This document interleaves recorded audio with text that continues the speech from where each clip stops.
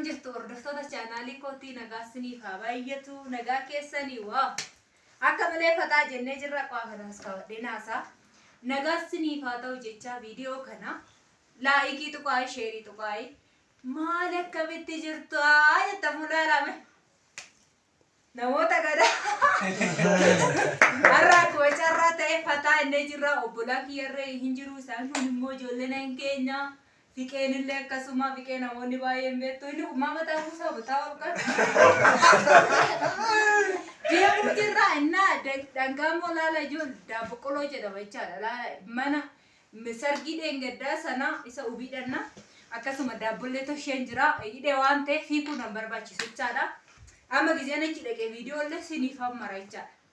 Innaa akkasii siniin jedhaa siifan nagaa gaafa deddeefitu. Haa akkam jirtu sagalee jedhamtu jirtu kaayee siniin jedha. Siniin jedhattee atoo hantee gaafa laabbolee siniin nagaa siniif haa ta'u nagaadha. Sheekidha maqaan koo. Daawwatis gaafa dhufa. Gaafa nama baay'ee sin hordofa. Hordoftoota achitti. Nagaa gaafa. Nagaan siniif haa ta'u. Nu nagaa keenyadha. Parsolee manatti naqee ture jechaadha dhuganii machaanii waan jiraniif fiqee nagaa gaafa dhume.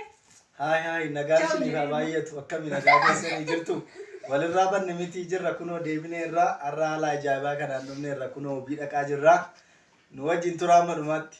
Amma dhumaatti nu wajjin turaa achitti illee yoo haalli mijechuu baate kunoo asirra nafa mataa ijoollee nagaa qabaatti yalla. Hai akkam jirtu. Sagalee ol dhufaa baal. Sagalee ol kaasii haasa'e. Hai akkam jirtu hordoftoota alamtuu fayyaa keessanii nuti nagaa keenya.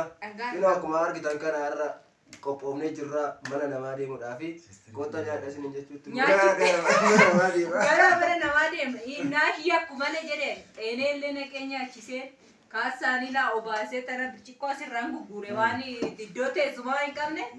Kan buusu immoo fiqeedha. Innaa waxiillee waxii fooniin hojjedde innataa shamoo maal hojjedde?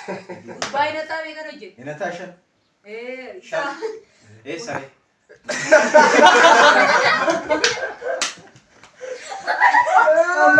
Nyaanni waan. Amma ruweeni nagarree. Inni nagarree dhiifama maal taatu nyaanneedha.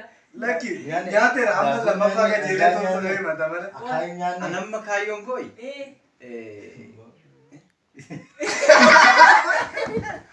Irraa muraadha moo? Irraa.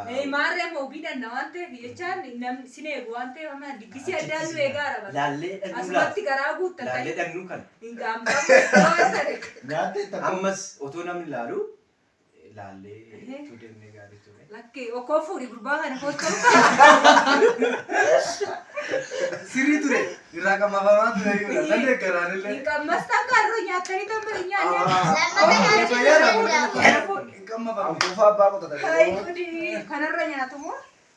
Innaa akkasii kinoo akkanatti fataa inni jirra warri kaan immoo ala jiru. Naannoo nama meeqa taanee jirra? Nama meeqa taanee 20 kana taane? Nama 30 hin guunna. Caacute inni nu keessatti kinoo siifanii. Isheen lakkoofne akka warra saba Israa'el sammuu. Lakkoofsa Eenyufaatu keessa jira eenyutu keessa hin jiru kan jedhus immoo asumattuu waan amma beektaa hordoftoonni biyya kun eeurra beekuseeti. Sillee gaaf tokko arganii fiqeerra beeku yeroo baay'ee lakkoofsa isaallee hin gaafatu fiqiriin irraa naqabee nu dubbisiisi namni kan jedhan illee baay'ee isaanii jiru. Inni warra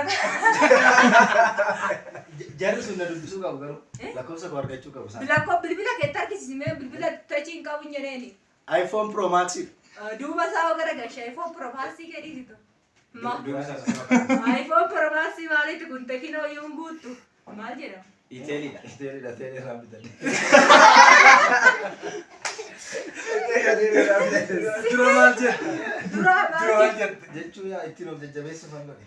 Kanarratti deeffadhu dhiisii fiqee arganii asi jaalate qullaa bakee duwwaa bakeetti si jaalata. Nagaadha sammuu.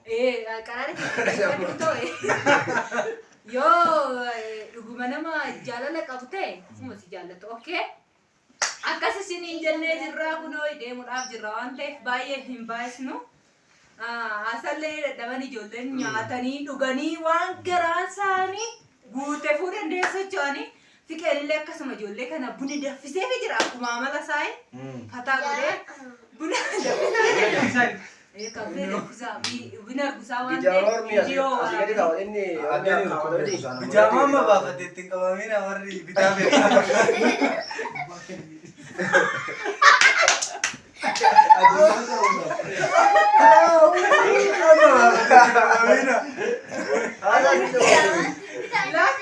addunyaa daawwata gisee achi keessaa waadha baadhama. Kaayyoo qabna. Kaayyoo jennuutu jira miti. Namni waan irraa baratu qaba. Sana yaadnee xiqqoo nuti kan hojjennu. Maalirraa baratu. Kanaafuu ijaamaan irraa Bijaamaan kee akkasii bitamu si gaafachaa turani. Sibaa bitamu. Saba sana komitii jala waan argeefan si gaafata. Lukallee walitti qabu sun jechaa turan. Amma akkami. Koyere jemsi hormos ilaalti aantee afamtee teessa si jedhu. Yeroo buna danfisuun ilaalaa turte shala. Hayne. Kostora deemu.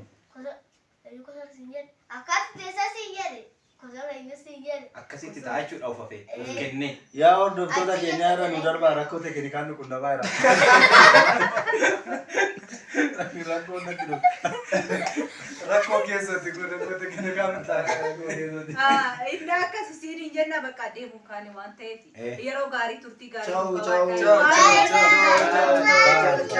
Viidiyoo kana laayikii godha daraa keessa warroonni arra mana koo dhuftan mallattoo sana balleessa subscribe gochuun maatii koo dabalamaay gaaffii barbaadan immoo alamtuu gaafachuu hin dandeessu keessanis illee achirraan illee koomentii jalatti warroonni jara kanallee laallachuu barbaadan illee jiru kunoo laal kunoo nu argaadha.